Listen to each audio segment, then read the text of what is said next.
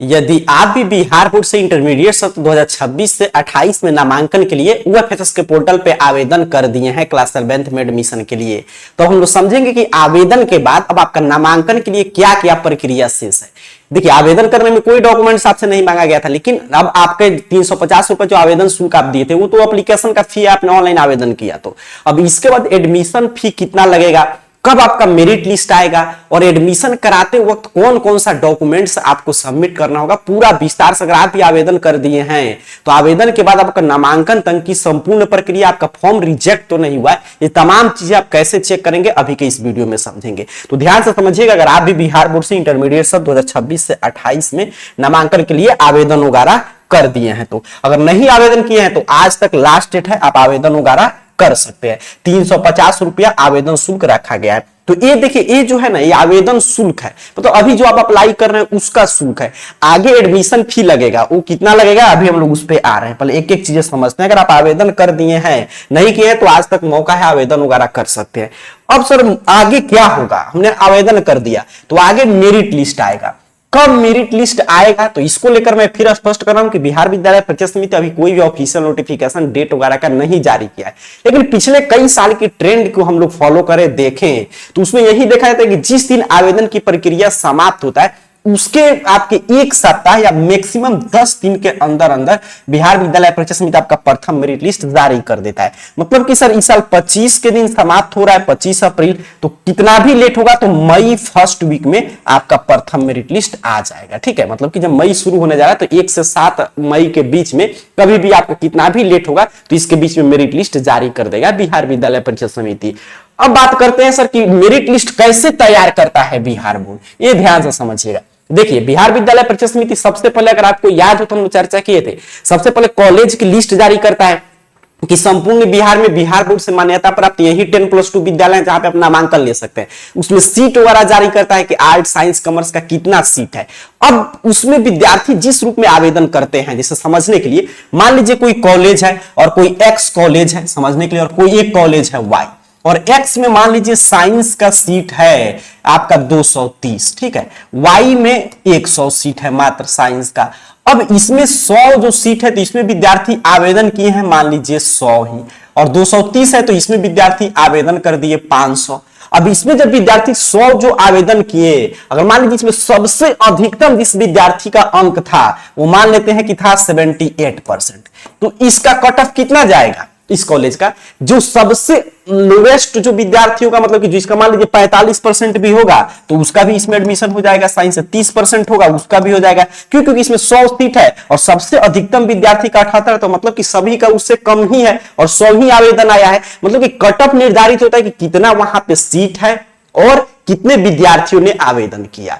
अच्छा, यहां पे इसके उल्टा होगा, अगर मान लीजिए 500 विद्यार्थी आवेदन किए हैं इसमें और 230 सीट है, और 230 में मान लीजिए कि 230 विद्यार्थियों का, 500 में से 230 विद्यार्थियों का 70% से ज्यादा अंक है, तो समझिए इसका कट ऑफ कितना जाएगा, 70% जाएगा। समझ रहे ना, और उतना ही तो सीट फुल हो जाएगा, बाकी विद्यार्थियों का नामांकन नहीं हो पाएगा। तो यहां पे मैं क्या समझाने का प्रयास कर रहा हूं कि बिहार विद्यालय परीक्षा समिति अब क्या करता है कि आपने आवेदन कर दिया, अब देखता है कि किस स्कूल कॉलेज में कितना सीट है और उसमें कितना आवेदन किए हैं, मतलब कितना विद्यार्थियों ने आवेदन किया है और उसके साथ उनका मार्क्स कितना है, उस हिसाब से कट ऑफ लिस्ट तैयार करता है। तो इसी से किसी कॉलेज का कट ऑफ काफी लो जाता है, किसी का काफी हाई जाता है। तो ये पूरा काम करके तब बिहार विद्यालय परीक्षा समिति प्रथम मेरिट लिस्ट जारी करता है, फिर द्वितीय, फिर तृतीय, जिस पे आगे हम लोग आएंगे। तो बिहार बोर्ड अभी क्या काम करेगा सर, आज जब आवेदन के लिए पोर्टल क्लोज होगा तो यही कि देखेगा कि कितना सीट है और कितना उसमें आवेदन वगैरह प्राप्त हुआ है।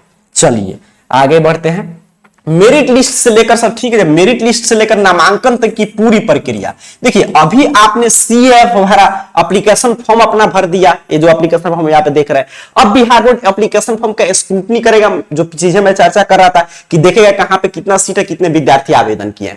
उसके बाद बिहार विद्यालय परीक्षा समिति आपका मेरिट लिस्ट तैयार करेगा, और मेरिट लिस्ट जब आएगा तो उसमें अपना नाम देखेंगे, एक इंटीमेशन लेटर आता है और उस इंटीमेशन लेटर पे लिखा रहता है कि आपका इस कॉलेज के में इस संकाय के लिए चयन हुआ है, तो वहां पे जो भी डेट रहेगा वहां पे जाकर आप नामांकन लेंगे। ठीक है, तो आपने समझा कि आवेदन के बाद क्या प्रक्रिया है सर, मेरिट लिस्ट आएगा और मेरिट लिस्ट में अपना नाम देखेंगे। अगर नाम नहीं होगा प्रथम मेरिट लिस्ट में, द्वितीय मेरिट लिस्ट का आपको इंतजार करना होगा। और अगर उसमें नाम होगा तो उसमें बाकायदा इंटीमेशन लेटर, एक एडमिशन लेटर डाउनलोड होता है, उसमें लिखा रहता है कि इस स्कूल में आपका चयन हुआ इस संकाय से। वहां पे जाकर जो भी डेट होगा उसमें आपको नामांकन कराना होगा। अब वहां पे सर जाएंगे नामांकन लेने के लिए तो वहां पे डॉक्यूमेंट्स आपके मांगा जाएगा। क्या क्या डॉक्यूमेंट मांगा जाएगा अभी हम लोग आ रहे हैं उस पे। तो वहां पे आपको सभी डॉक्यूमेंट्स वगैरह देना होगा, एडमिशन शुल्क देना होगा। अच्छा मान लीजिए आपका जब आगे कुछ दिन में प्रथम मेरिट लिस्ट आने जा रहा है, तो मान लीजिए आपका प्रथम मेरिट लिस्ट में नाम नहीं आता है, तभी आपको घबराना नहीं है, ये नहीं समझना कि आपका एडमिशन नहीं होगा। आगे फिर बिहार विद्यालय परीक्षा समिति सेकंड मेरिट लिस्ट जारी करता है, फिर आपका थर्ड मेरिट लिस्ट जारी करता है। ठीक है, अगर प्रथम मेरिट लिस्ट में नाम नहीं आएगा तो उसके बाद बिहार बोर्ड स्लाइड अप वगैरह की भी मौका था। स्लाइड अप क्या है आगे हम लोग चर्चा करेंगे इस पे डिटेल में। और उसके बाद भी अगर सीट खाली रह जाता है तो स्पॉट एडमिशन के द्वारा आप डायरेक्ट नामांकन ले सकते हैं। और सबका नामांकन होगा, जितने भी विद्यार्थी इसमें आवेदन किए हैं, यानी कि प्रथम मेरिट लिस्ट में जिनका नाम आएगा उसके बाद आपको अपना पेशेंस नहीं खोना है, क्योंकि आगे द्वितीय तृतीय मेरिट लिस्ट जारी होगा। उसमें भी अगर किसी विद्यार्थी का चयन नहीं होता तो जहां पे सीटें खाली रहता है वो स्पॉट मतलब डायरेक्ट एडमिशन वहां पे जाकर आप करा सकते हैं। और यहां पे देखिएगा इसमें इस साल 17.5 लाख से अधिक सीट है, ये ध्यान देंगे। इतना तो आवेदन भी नहीं होगा, जितना सीट है उतना आवेदन वगैरह भी नहीं होगा। 17.5 लाख से अधिक सीट है, तो इसलिए सभी विद्यार्थियों का नामांकन होगा। अब सर ठीक है, हमारा मान लीजिए नाम आ गया, चाहे प्रथम मेरिट लिस्ट में नाम आया या द्वितीय तृतीय या स्पॉट एडमिशन हम कराने जा रहे हैं। आपके मन में ये प्रश्न आएगा कि सर कहां से अपने को सूचना मिलेगा, कैसे हमको पता चलेगा कि हमारा नाम आ गया है। एक तो डेट वगैरह आ जाएगा तो वीडियो हम लोग अपलोड कर देंगे, और वो सूचना बिहार विद्यालय परीक्षा समिति जो भी आप फॉर्म भरते समय मोबाइल नंबर दिए होंगे, ईमेल आईडी दिए होंगे, उस पर वो आपका मतलब कि बिहार बोर्ड आपका SMS वगैरह के माध्यम से सूचित कर देता है। अब आते हैं मूल सबसे जरूरी चीज यहां पे समझिएगा, नामांकन के लिए क्या क्या डॉक्यूमेंट आपको लेकर जाना होगा। तो मूल प्रमाण पत्र मतलब जो भी वहां पे नामांकन कराने के लिए लेकर जाएंगे ओरिजिनल आपका सर्टिफिकेट होना चाहिए, जैसे मैट्रिक का मार्कशीट लगेगा। ठीक है, उसके साथ साथ आपका मैट्रिक का जो प्रोविजनल सर्टिफिकेट है, वो जहां से आप मैट्रिक की बोर्ड एग्जाम उत्तीर्ण के वहीं पे इंटर में नामांकन ले रहे हैं तो वहां पे SLC की आवश्यकता नहीं पड़ेगा। तो क्या क्या लगेगा, आपका प्रोविजनल सर्टिफिकेट जो मिलता है आपका बिहार बोर्ड की तरफ से आएगा वो प्रोविजनल। अच्छा, प्रोविजनल के साथ साथ आपका ओरिजिनल मार्कशीट लगेगा, फिर आपका SLC लगेगा अगर दूसरे जगह पे जाकर आप नामांकन ले रहे हैं तो। ये 3 डॉक्यूमेंट जो बिहार विद्यालय परीक्षा समिति की तरफ से आता है। उसके बाद पासपोर्ट आकार का रंगीन फोटो आपको लेकर जाना होगा। नामांकन शुल्क मतलब एडमिशन फी लेकर जाना होगा। कितना एडमिशन फी लगेगा आर्ट साइंस कॉमर्स का अभी मैं आगे बता दे रहा हूं। उसके साथ साथ यहां पे देखिए जो चीजें आप मतलब स्कूल में जो भी मूल प्रमाण पत्र देंगे तो जो आपको नहीं लौटाया जाएगा, मतलब जो स्कूल रख सकता है आपका प्रमाण पत्र, वो क्या क्या नहीं लौटाएगा। तो विद्यालय परित्याग प्रमाण पत्र मतलब SLC स्कूल लिविंग सर्टिफिकेट आपसे नहीं लौटाएगा। उसके साथ साथ कैरेक्टर सर्टिफिकेट अगर आप दिए होंगे तो वो भी नहीं लौटाएगा। अगर आप अदर बोर्ड के विद्यार्थी और बिहार बोर्ड में आ रहे हैं तो माइग्रेशन सर्टिफिकेट आपको देना होगा, तो वो स्कूल रख लेगा। मतलब स्कूल जो भी आप ओरिजिनल डॉक्यूमेंट देंगे तो सिर्फ जांच करेगा उसमें से क्या क्या स्कूल रख लेगा अपने पास। तो SLC रख लेगा, कैरेक्टर सर्टिफिकेट रख लेगा और माइग्रेशन सर्टिफिकेट रख लेगा। बाकी सारा डॉक्यूमेंट आपको वापस कर जो ओरिजिनल मार्कशीट वगैरह देंगे वो आपको वापस मिल जाएगा। मूल प्रमाण पत्र जो प्रोविजनल सर्टिफिकेट देंगे वो मिल जाएगा, और आरक्षण संबंधी प्रमाण पत्र होगा वो भी लौटा देगा। अब सर क्या क्या, अब यहां से मैं पूरा समराइज कर दूं क्या क्या हमको डॉक्यूमेंट तैयार रखना है। तो ओरिजिनल मैट्रिक का मार्कशीट जो आपके एडमिशन शुरू होने से पहले बिहार बोर्ड भेज देता है स्कूल से, आपको प्राप्त कर लेना है। और प्रोविजनल सर्टिफिकेट और SLC और उसके साथ साथ एडमिशन फी, पासपोर्ट आकार का रंगीन फोटो। अब मान लीजिए फी में छूट चाहते हैं, एडमिशन फी में वो सभी कैटेगरी आगे मैं बता रहा हूं। तो अगर चाहते हैं कि आपका आरक्षण संबंधी प्रमाण पत्र से आपको फी में छूट मिले तो आरक्षण संबंधी प्रमाण पत्र। ठीक, तो यही चीजें मेन है डॉक्यूमेंट लिस्ट। चलिए तैयार रखिएगा। आप चलिए आगे बढ़ते हैं। कितना शुल्क लगेगा सर एडमिशन फी। तो देखिए एडमिशन फी हर एक स्कूल कॉलेज का हर एक संकाय का अलग होता है, मैं पहले ही क्लियर कर दे रहा हूं। लेकिन इस साल शिक्षा विभाग की तरफ से पहले ही नोटिफिकेशन जारी करके एक मैक्सिमम फी है, यानी कितना ही लगेगा, इससे ज्यादा नहीं लेना है। मेरे बात को आप समझ रहे हैं कि डॉक्यूमेंट तो हमने बता दिया कि सर ठीक है मैट्रिक का मार्कशीट हम रखेंगे, मैट्रिक का प्रोविजनल सर्टिफिकेट, SLC और आपका अगर आरक्षण संबंधी प्रमाण पत्र है वो, अगर अदर बोर्ड के विद्यार्थी तो माइग्रेशन सर्टिफिकेट और पासपोर्ट आकार का रंगीन फोटो।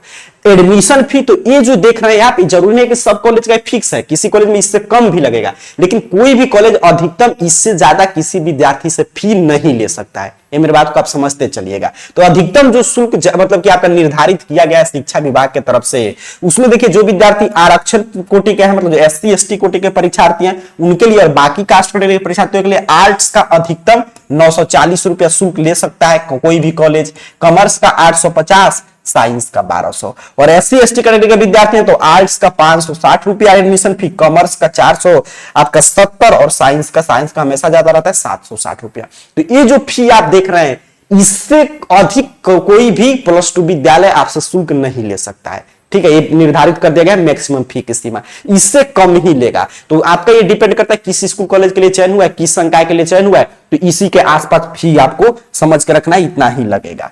अब बात करते हैं कि सर ठीक है हमारा मेरिट लिस्ट आ गया, हमने डॉक्यूमेंट भी समझ लिया, फी वगैरह भी हमने समझ लिया। अगर मान लीजिए मेरिट लिस्ट आया और जिस भी कॉलेज का नाम आया है वो कॉलेज अपने को पसंद नहीं है, तब मेरे पास क्या विकल्प मौजूद है? तब आपके पास विकल्प मौजूद है स्लाइड अप का। स्लाइड अप आप कर सकते हैं। अब स्लाइड अप क्या होता है कि देखिए बिहार बोर्ड आप जो फॉर्म भर रहे हैं तो उसमें स्पष्ट कर दिया कि 1 से 10 तक का कॉलेज का विकल्प आपको भरना ही भरना है, अधिकतम 20 कॉलेज। अब तो कोई विद्यार्थी 1 से 10 तक कॉलेज का विकल्प भर रहा है तो वो तो शुरू से जो 1 2 3 कॉलेज भरेगा वही उसमें उसकी इच्छा है कि इसी में मेरा कास्ट एडमिशन हो जाता है, बाकी तो उसे भरवा लिया जा रहा है। जो भी आगे का विकल्प है वो उससे तो ऐसे ही मजबूर है, नहीं भरेगा तो फॉर्म सबमिट ही नहीं होगा, इसलिए उसे भरवा लिया जा रहा है। अब सर मान लीजिए हमारा चयन हो गया 6ठे नंबर कॉलेज में और मुझे तो यही 1 2 3 पसंद था या पहला ही पसंद था, तब हम क्या करेंगे? तब सबसे पहले क्लियर समझते चलेगा आपको एडमिशन नहीं छोड़ना है, जहां पे भी आपका नाम आया है वहां पर जाकर आपको एडमिशन कराना है। अगर छोड़ देंगे तो सीधे लास्ट में स्पॉट एडमिशन के माध्यम से आपको मौका मिलेगा, तो वहां पे जाकर एडमिशन कराइएगा और उसके बाद स्टूडेंट लॉगिन कीजिएगा और स्टूडेंट लॉगिन करने के बाद आपको स्लाइड अप का विकल्प मिलेगा। स्लाइड अप यही उस पर लिखा रहेगा स्लाइड अप। जब स्लाइड अप कर देंगे तो मान लीजिए प्रथम मेरिट लिस्ट में आपका 6ठा कॉलेज में आया था तो द्वितीय मेरिट लिस्ट में इसके आगे स्लाइड अप मतलब आगे के लिए कर रहे हैं। यहां पे किसी भी जिस कॉलेज में आपका मार्क्स मतलब कि मैच करेगा, जिसमें सीट वगैरह खाली होगा उसमें आपका चयन हो जाएगा। अच्छा ये सोचिए कि पीछे वाला में नामांकन करा ले 8 9 10 तो नहीं, क्योंकि स्लाइड अप है, स्लाइड डाउन थ्रो वो है, स्लाइड अप की प्रक्रिया समझ रहे हैं। या तो कि 6ठा में आ गया तो इससे आगे आप नामांकन ले सकते हैं, लेकिन इसके पीछे वाले कॉलेज में आप नहीं जा सकते हैं। तो सर अगर मेरा नाम आ गया, अगर मुझे कॉलेज पसंद नहीं तो अपने पास सबसे अच्छा विकल्प है स्लाइड अप का, कि जहां पे भी नाम आएगा वहां पे जाकर हम नामांकन लेंगे, उसके बाद स्टूडेंट लॉगिन करके स्लाइड अप कर देंगे तो अगले मेरिट लिस्ट में, और ये जरूरी है कि स्लाइड अप करेंगे तो जो कॉलेज है वही मिल जाएगा। हो सकता है कि उसमें से मतलब इतना तो फिक्स है कि इससे आप आगे की तरफ बढ़ेंगे, और हो सकता है पहला ही कॉलेज मिल जाए, तो उस पर डिपेंड करता है उसमें कितना सीट खाली है, आपका मार्क्स कितना है, उसके अनुसार आगे की तरफ आपको स्लाइड अप कर दिया जाएगा। और नहीं तो दूसरा विकल्प है कि मान लीजिए आपको कॉलेज पसंद नहीं, आप इतना प्रक्रिया नहीं करना चाहते हैं तो आपको एडमिशन से स्किप करना होगा, एडमिशन आपको नहीं लेना होगा, तो इसमें आपको दिक्कत हो जाएगी कि सबसे लास्ट तक आपको पेशेंस बरकरार रखना होगा। लास्ट में जब सीट वगैरह मतलब कि खाली रह गया तब स्पॉट एडमिशन के माध्यम से आप नामांकन वगैरह ले सकते हैं। तो पूरा मैंने इस वीडियो में समझा दिया। अब कैसे पता करेंगे सर कि हमारा फॉर्म वगैरह रिजेक्ट तो नहीं हुआ है? तो इसके लिए जो मैं आगे काम बताने जा रहा हूं, स्टूडेंट लॉगिन वगैरह करके एक बार जरूर अपना डाटा वगैरह चेक कर लीजिएगा। स्टूडेंट लॉगिन करके एक बार अपना डाटा जरूर चेक कर लेंगे। काफी विद्यार्थियों का आवेदन हो जाता है, उनका फी वगैरह भी पेंडिंग ही बना रहता है, तो फिर फी अगर पेंडिंग है तो आपका मेरिट लिस्ट में नाम नहीं आएगा। तो आपका डाटा चेक करना है कि आपका फॉर्म सबमिट हुआ कि नहीं, क्योंकि आज पर डेट है, कुछ भी सुधार वगैरह करना है तो AR career point Google search box में सर्च कीजिए, इस चैनल का नाम सही से स्पेलिंग टाइप करके आपके सामने इस तरह सर्च रिजल्ट आएगा और यहाँ पे arcareerpoint.com वेबसाइट शो होगा। सिंपल सा आपको इस arcareerpoint.com वेबसाइट पे क्लिक करना है। यहाँ पे आप जैसे ही क्लिक करेंगे आपके सामने arcareerpoint.com ऑफिशियल वेबसाइट ओपन कर देगा। इसमें नीचे की तरफ बढ़िएगा और एडमिशन नामक कैटेगरी में आ जाइएगा। देख लीजिए यहाँ पे एडमिशन नामक कैटेगरी होगा, यहाँ पे आपको दिखाई दे रहा है, अपने मोबाइल फोन में देख लीजिएगा।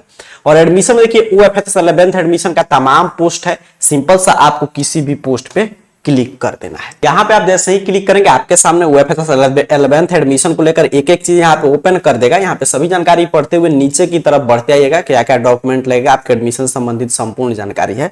अगर आप आवेदन वगैरह नहीं किए तो यहीं से आप आवेदन वगैरह कर सकते हैं। अगर आप आवेदन कर लिए तो ये काम जरूर आप एक बार कर लीजिएगा। यहाँ पे देखिए स्टूडेंट लॉगिन है, आपको दिखाई दे रहा है, और स्टूडेंट लॉगिन के सामने जो क्लिक हियर बना है, सिंपल सा आपको इस क्लिक हियर पे क्लिक करना है। ठीक है, स्टूडेंट लॉगिन। और यही काम आपको बार बार करना होगा।